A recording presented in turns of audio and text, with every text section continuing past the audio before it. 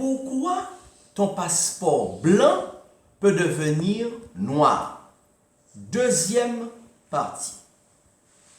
Alors que nous sommes à l'approche des grandes vacances, c'est le moment d'être sûr que nous avons un passeport valide, sans quoi nous ne pourrons voyager.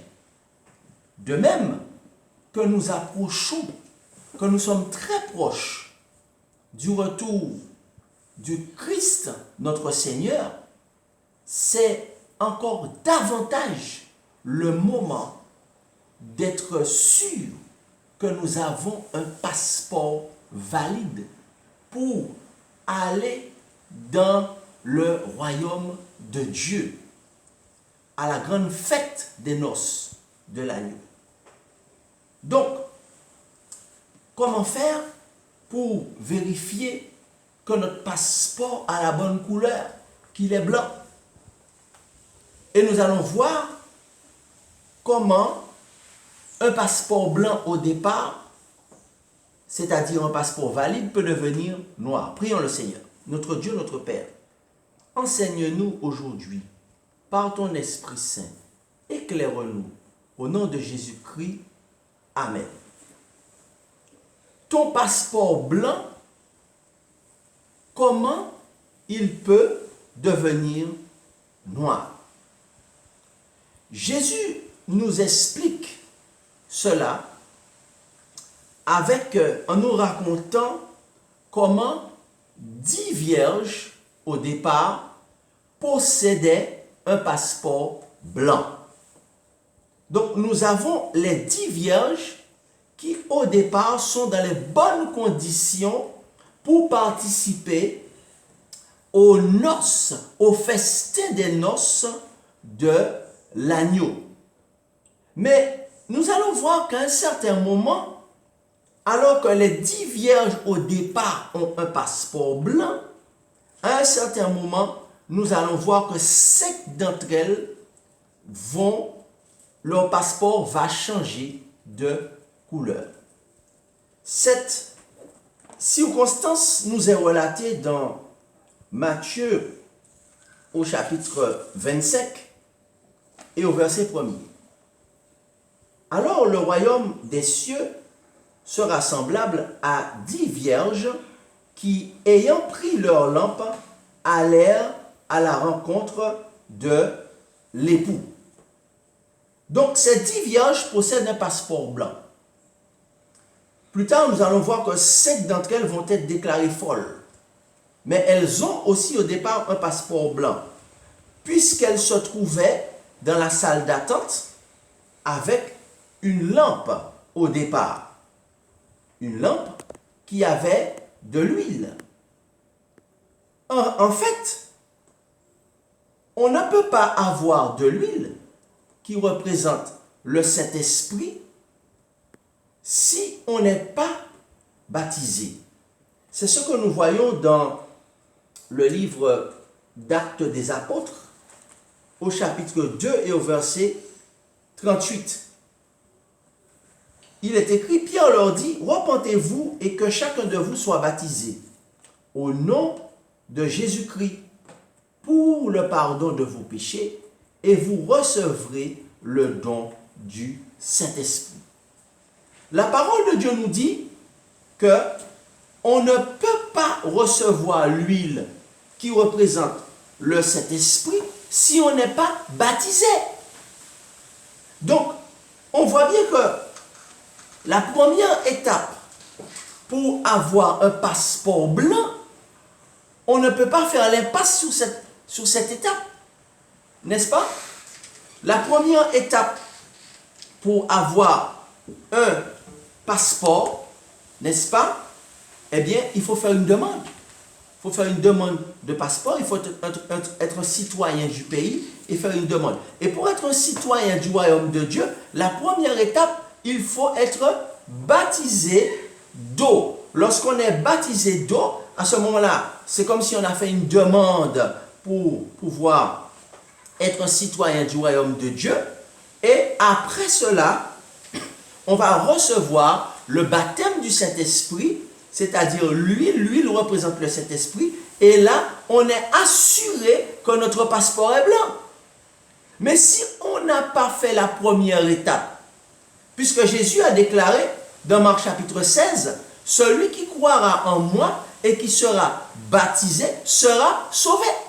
Mais celui qui ne croira pas sera condamné. » Donc, croire en Jésus ou accepter Jésus, cela signifie être baptisé d'eau.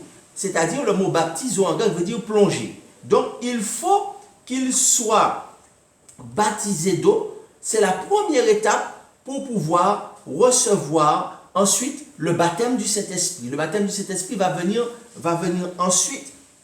Et à ce moment-là, on a le passeport blanc. Donc, d'où la nécessité de faire la première étape. Et le baptême, on a bien compris que c'est être plongé dans l'eau. Il y a différentes formes de baptême sur terre, mais ce que le grec biblique appelle baptizo, ça veut dire plonger. C'est le seul baptême que Dieu reconnaisse. Et le baptême, c'est un engagement d'une personne consciente. C'est ce que dit la Bible. C'est l'engagement d'une bonne conscience envers Dieu. Je cite la Bible.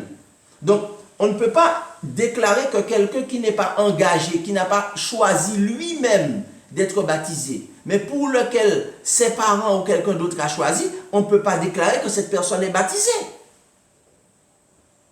Donc, il y a au moins deux conditions. La première condition, il faut qu'il y ait beaucoup d'eau, qu'on puisse la plonger. Une autre forme de baptême n'est pas un baptême. Et deuxième condition, il faut que cette personne soit engagée elle-même. C'est-à-dire qu'elle puisse avoir fait un choix personnel et qu'on n'ait pas choisi pour elle. Si on n'a pas fait cette première étape, on ne peut pas recevoir la deuxième étape, c'est-à-dire le baptême du Saint-Esprit. Donc, lorsqu'on a fait cette première étape, on est baptisé, on a fait le choix nous-mêmes, eh bien, on est plongé dans l'eau, on s'est repenti. À ce moment-là, on reçoit le baptême du Saint-Esprit et ces 10 femmes vierges ont reçu un passeport blanc. Et elles sont prêtes à partir et à prendre l'avion qui amène au ciel. Maintenant, si on n'est pas baptisé, on ne peut pas avoir de l'huile qui représente le Saint-Esprit. Car la Bible dit que, eh bien, le monde ne peut pas recevoir le Saint-Esprit. Ce sont les disciples, ceux qui sont baptisés, qui peuvent recevoir le Saint-Esprit. C'est ce que Jésus déclare à ses disciples dans Jean chapitre 14 et verset 15. Il dit, si vous m'aimez, gardez mes commandements. L'un de ces commandements, c'est qu'on l'aime, on doit être baptisé d'eau. Et il dit au verset 16, et moi, je prierai le Père, et il vous donnera un autre consolateur, afin qu'il demeure éternellement avec vous. L'Esprit de vérité, que le monde ne peut recevoir. Donc, celui qui n'est pas baptisé d'eau, il ne peut recevoir le Saint-Esprit. Ne nous laissons pas tromper par nous-mêmes. Jésus déclare que le monde ne peut recevoir le Saint-Esprit. Et il dit pourquoi? Il dit parce qu'il ne le voit point et ne le connaît point. Ça veut dire qu'on n'a pas une relation avec le Saint-Esprit. Pour avoir une relation avec le Saint-Esprit, il faut être baptisé d'eau, c'est-à-dire plonger dans l'eau et avoir fait un choix soi-même et non pas quelqu'un ait choisi pour nous. C'est la première condition pour recevoir le passeport blanc, c'est-à-dire le baptême d'eau et ensuite le baptême du Saint-Esprit. Et Jésus dit, mais vous le connaissez. Le monde ne le connaît point, mais vous le connaissez. Et quand vous êtes baptisé d'eau, qu'est-ce qui va se passer? Jésus continue, il dit, vous le connaissez, car il demeure avec vous et il sera en vous. Ça veut dire que le Saint-Esprit va rentrer en vous et c'est ce qu'on appelle le baptême du Saint-Esprit. Je dis à gloire à Dieu pour cela. Donc, les 10 vierges avaient rempli ces deux conditions. Ils ont été baptisés d'eau et ensuite, elles ont été baptisées du Saint-Esprit. Leur passeport est blanc. Pourquoi donc, alors, elles avaient un passeport blanc et attendaient l'époux, c'est-à-dire Jésus-Christ. Pourquoi donc le passeport est devenu noir? Et pourquoi elles n'ont pas pu rentrer dans la salle de noces, les 5 vierges folles? Alors, qu'est-ce qu'elles n'ont pas fait pour que leur passeport qui était blanc au départ soit devenu noir ensuite? Voilà la question fondamentale à laquelle nous allons répondre. Alors, tout simplement, ces 5 vierges folles n'avaient pas fait de réserve d'huile. Elles n'avaient pas fait provision d'huile. Alors, qu'est-ce que ça veut dire faire provision d'huile? Elles pensaient qu'une fois baptisé, je suis sauvé. Et je pouvais mettre le Saint-Esprit en vacances dans ma vie. Alors, Jésus déclare dans Matthieu chapitre 25, les 10 vierges avaient pris leur lampe, verset 1er, et allèrent à la rencontre de l'époux. 5 d'entre elles étaient folles et 5 sages. Les folles, en prenant leur lampe, ne prirent point d'huile avec elles. Qu'est-ce qui fait que les vierges au départ qui avaient le passeport blanc, qui étaient sauvées, sont devenues folles? Eh bien, c'est parce que elles, à un certain moment, eh bien, elles n'ont pas fait de réserve d'huile. Mais les sages prirent avec leur lampe de l'huile dans des vases. En plus de leur lampe, elles ont fait une réserve d'huile. Donc, par conséquent, comment devaient-elles faire des provisions d'huile? Que signifie qu'elles devaient faire des provisions d'huile?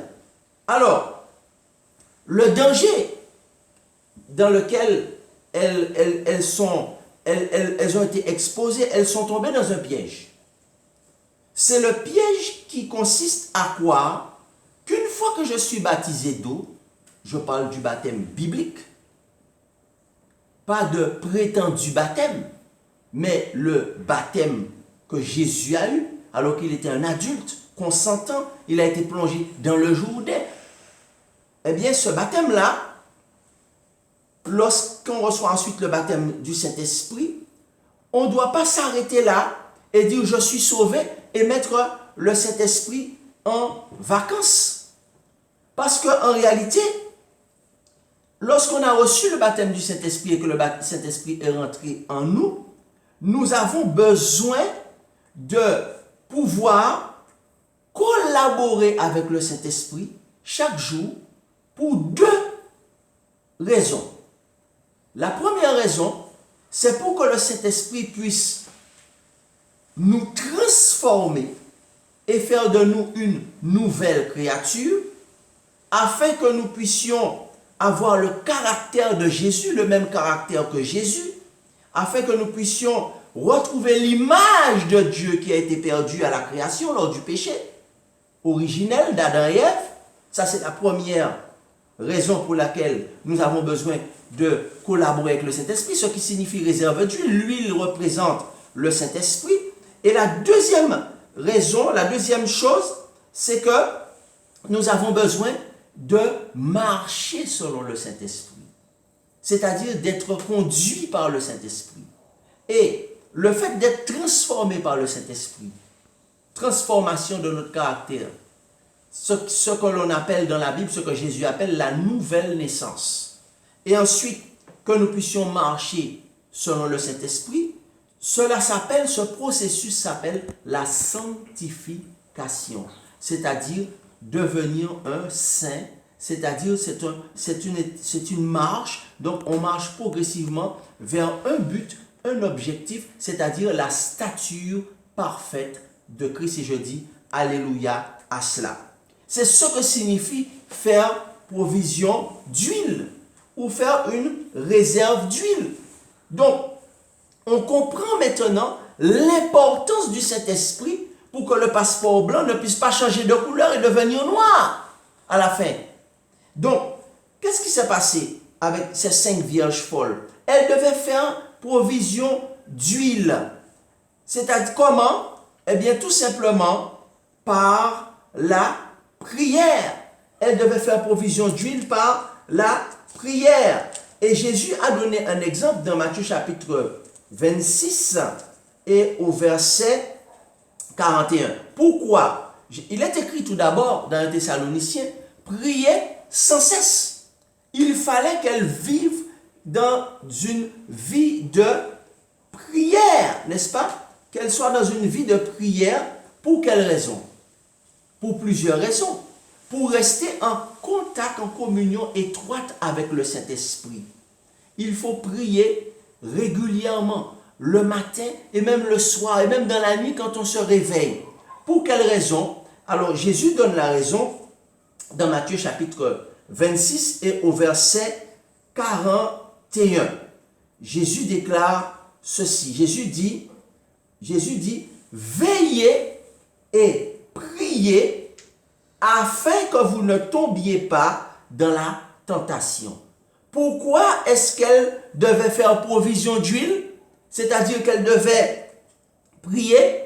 Eh bien, c'était pour être en communion constante avec le Saint-Esprit pour ne pas tomber dans la tentation. Et Jésus dit pourquoi? Jésus dit, l'esprit est bien disposé, mais la chair est faible.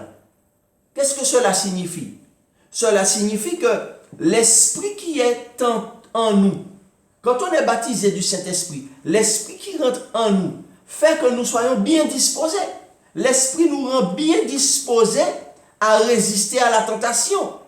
Mais la chair est faible. Donc si nous ne veillons pas et nous ne prions pas sans cesse, nous risquons de succomber à la tentation. Et nous n'allons pas être conduits par le Saint-Esprit. Et c'est ce qui est arrivé aux disciples lors de sa passion à Gethsémane. Jésus a demandé aux disciples de prier avec lui, mais malheureusement, les disciples dormaient. Alors nous lisons au verset 45, il alla vers ses disciples et leur dit, vous dormez maintenant et vous vous reposez? Voici l'heure est grave et le Fils de l'homme est livré aux mains du pécheur. Donc, au verset 44, il les quitta. S'éloignant, il pria pour la troisième fois. Donc, à un certain moment, Jésus, les disciples de Jésus n'ont pas veillé et n'ont pas prié. Et quel a été le résultat du fait qu'ils n'ont pas veillé et qu'ils n'ont pas prié? Alors, lorsque nous lisons au chapitre 26 de Matthieu et au verset 69, Matthieu 26, 69, cependant Pierre était assis dehors dans la cour. Une servante s'approcha et lui dit, toi aussi tu étais avec Jésus le Galiléen. Mais il nia devant tous, disant, je ne sais ce que tu veux dire. Et lorsque nous lisons au verset 74, alors, la femme, au verset 73, certainement la femme dit, tu es aussi de ces gens-là. Et au verset 74, alors Pierre se mit à faire des imprécations et à jurer, je ne connais pas cet homme. Aussitôt, le coq chanta. Pierre se souvint de la parole que Jésus avait dite avant que le coq ne chante, tu me renieras 3 fois. Il sortit et pleura amèrement. Pierre a succombé à la tentation. Pierre est tombé dans la tentation de renier Jésus, n'est-ce pas? Et aujourd'hui, on va se retrouver dans des attaques, par des attaques. Satan va nous attaquer.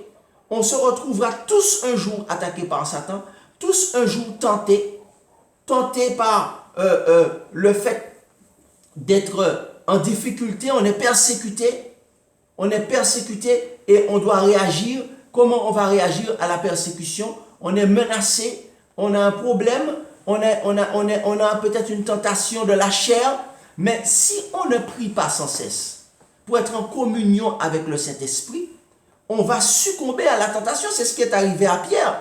Et c'est pourquoi, à ce moment-là, son passeport a changé de couleur. Jésus dit, veillez et priez afin de ne pas tomber dans la tentation. Parce que l'esprit est bien disposé. Le Saint-Esprit est bien disposé, celui qui est en nous. Mais notre chair est faible.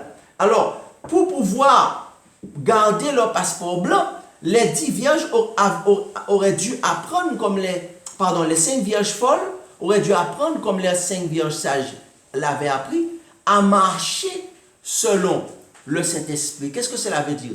Ça veut dire d'être à l'écoute du Saint-Esprit quand il parle. Qu'est-ce que cela signifie? Veiller et prier, afin de ne pas tomber dans la tentation.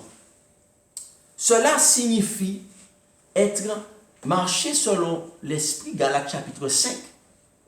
Cela signifie une action de notre part. C'est un verbe d'action, le verbe marcher.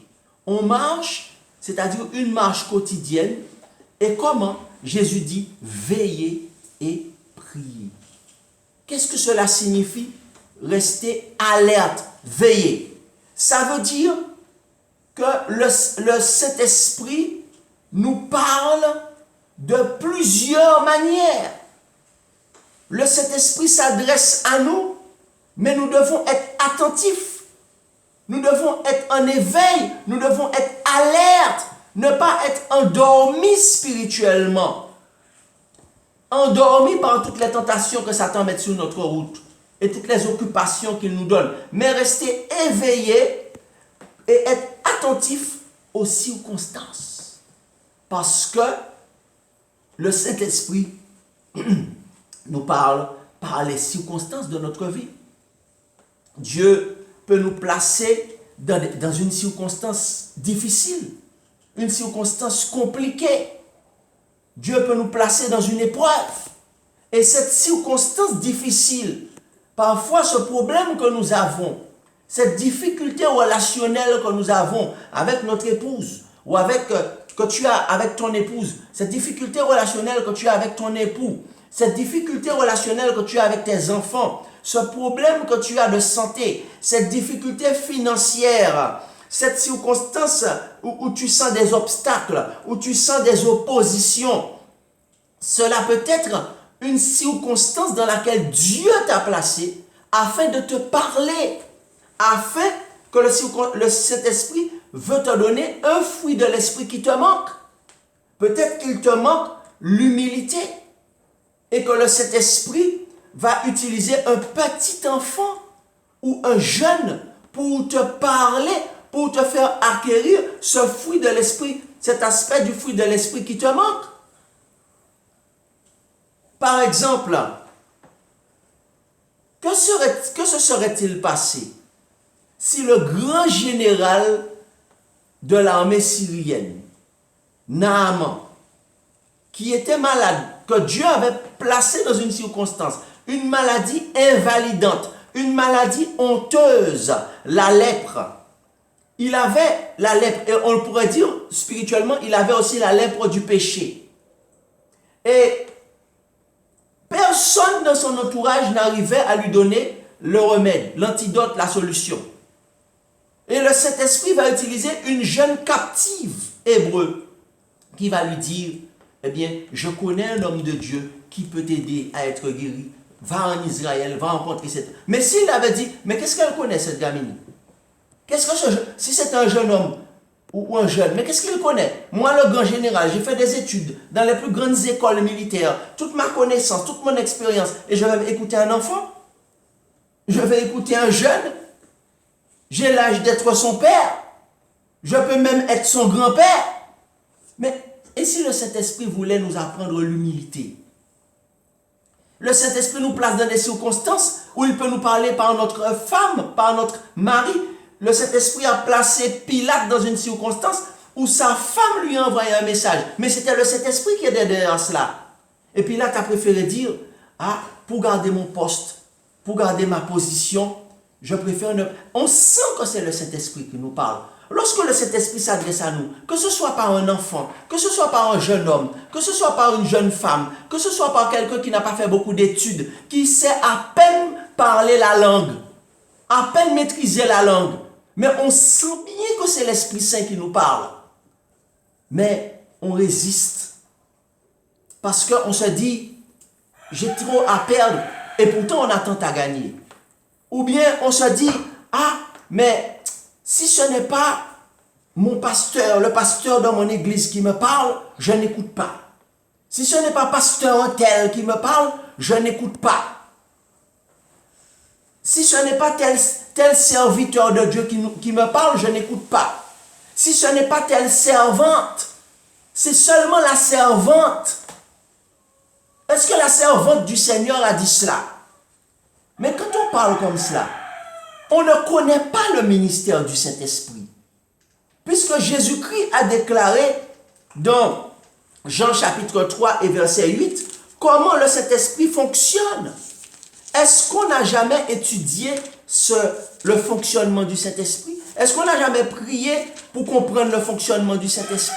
Alors que dans Jean chapitre 3 et le verset 8, Jésus-Christ déclare, le vent souffle où il veut, et tu en entends le bruit, mais tu ne sais pas d'où il vient et où il va. Il en est ainsi de tout homme qui est né de l'Esprit. Jésus déclare que le Saint-Esprit, c'est comme le vent, on ne sait pas d'où il vient, on ne sait pas d'où il va. Donc par conséquent, on doit veiller. On doit être attentif à toutes les circonstances, à tous les gens qui nous parlent, parce que le Saint-Esprit, on ne le maîtrise pas. Ce n'est pas, la foi, ce n'est pas... Quelqu'un m'a envoyé un message ce matin qui m'a touché, parce que j'ai dit ce message-là vient de Dieu. Le message disait que la foi, ce n'est pas agir selon la manière dont nous voulons que Dieu agisse. Mais la foi, c'est accepter la manière dont Dieu veut que nous agissions. Donc par conséquent, le Saint-Esprit, il agit de la meilleure manière possible et nous devons être veillés. Ça veut dire quoi? Veiller et prier. Veiller, ça veut dire que nous devons être attentifs à toutes les circonstances de notre vie, surtout les circonstances négatives, adverses, les oppositions, les difficultés, les épreuves. C'est une manière dont le Saint-Esprit nous parle pour pouvoir nous donner un aspect du fruit ou deux aspects du fruit de l'Esprit qui nous manquent. Le Saint-Esprit, c'est le vent, on ne sait pas d'où il vient, où il va, on doit être attentif. Et si on n'est pas attentif, et on se dit non, si ce n'est pas, est-ce que la servante du Seigneur a dit ça? Mais si elle n'a pas dit ça, je n'écoute pas. Est-ce que tel pasteur a dit ça? Si le pasteur n'a pas dit ça, je n'écoute pas. Et pourtant, Jésus dit qu'on ne sait d'où vient le vent et où il va. Est-ce qu'on sait absolument que le Saint-Esprit, c'est de cette manière-là qu'il parle? Eh bien, c'est ce que signifie veiller. Ça veut dire être à l'écoute du Saint-Esprit de toutes les manières où il peut nous parler. Je dis amen à cela. Et comment les 5 vierges folles devaient garder leur passeport valide? Eh bien, elles devaient rester aussi dans l'étude de la parole de Dieu. C'est ce que Dieu a déclaré à son jeune serviteur Josué. Dans Josué 1, verset 7, il a dit, à partir du verset 7, il dit, fortifie-toi seulement et aie bon courage, en agissant fidèlement selon toute la loi que Moïse, mon serviteur, t'a prescrite. Ne t'en détourne ni à droite ni à gauche afin de réussir dans tout ce que tu entreprendras. Que ce livre de la loi ne s'éloigne point de ta bouche. Ça veut dire que ta bouche toujours cite le livre de la loi de Dieu. Médite-le jour et nuit pour agir fidèlement selon tout ce qui est écrit. On ne lit pas la Bible. On la médite. Combien de temps passons-nous à méditer les Saintes Écritures? Ça veut dire prendre du temps dans la prière, dans la méditation, dans l'étude, pour que le Saint-Esprit nous parle. On ne lit pas la Bible. On la médite. Et si on ne médite pas la parole de Dieu, le Saint-Esprit, on ne peut pas l'entendre, nous parler, on ne peut pas voir les circonstances où le Saint-Esprit nous parle. Il dit que ce livre de la loi ne s'éloigne pas de ta bouche, médite-le jour et nuit et agis fidèlement selon tout ce qui est écrit, car c'est alors que tu auras du succès dans tes entreprises et c'est alors que tu réussiras. Je dis gloire à Dieu pour cela. Donc les 5 vierges folles devaient méditer sur la parole de Dieu jour et nuit. Et la parole de Dieu, c'est le code de la route. Le code de la route et le moniteur auto-école, c'est le Saint-Esprit. Alléluia. Et lorsque nous prenons la route, alors si nous ne sommes pas à l'écoute du moniteur qui nous apprend le code et qui est à côté de nous lorsqu'on conduit, c'est-à-dire marcher selon le Saint-Esprit, lorsque le moniteur nous dit il y a un panneau ici, un sens interdit, le Saint-Esprit nous dit sens interdit, nous n'écoutons pas le moniteur, nous allons dans le sens interdit, qu'est-ce qui va nous arriver? Lorsque le moniteur nous dit, attention, vous n'allez pas là, c'est une route à contresens, nous allons faire un choc frontal, c'est la mort. Lorsque le Saint-Esprit nous dit, sens interdit, attention, adultère, attention, mensonge, attention, hypocrite, sens interdit, hypocrisie. Si on n'écoute pas le moniteur auto-école, qui est le Saint-Esprit, eh bien, on va perdre la couleur de son passeport. Donc, le Saint-Esprit nous parle par les circonstances et nous montre comment faire. Nous devons écouter le moniteur auto-école. C'est-à-dire, troisièmement, on a dit, premièrement, veiller et prier, n'est-ce pas? On a dit par la prière. Deuxièmement, garder le passeport blanc pour rester dans l'étude de la parole de Dieu, à l'écoute du Saint-Esprit. Et troisièmement, les 5 vierges sages, folles, devaient rester en communion avec le Saint-Esprit, c'est-à-dire une relation intime et personnelle avec Jésus par le Saint-Esprit. Avec le moniteur auto-école, on marche chaque jour, il nous montre comment on doit faire. Si on n'est pas dans cette méditation de la parole de Dieu chaque jour et qu'on ne prie pas jour et nuit, eh bien, qu'est-ce qui va se passer si on ne suit pas ces étapes? Si les femmes folles avaient suivi les étapes, elles auraient eu assez d'huile pour garder leur lampe allumée et éviter la mort éternelle. Cher chrétien, si ton passeport est noir et que tu es toujours vivant ou tu es toujours vivante, tu as la possibilité de demander pardon à Jésus, à Dieu, et de recommencer une vie nouvelle avec Christ. Christ te dit, va et ne pêche plus. Donne ta vie à Jésus par le baptême et laisse le Saint-Esprit changer la couleur de ton passeport de noir à blanc afin de te donner la nouvelle naissance qui est le baptême du Saint-Esprit. Alléluia. Si tu le veux, alors ton passeport qui est devenu noir va redevenir blanc. Si tu suis ces étapes, eh bien, ce qui est arrivé aux vierges folles ne va pas t'arriver, mais il va rester blanc.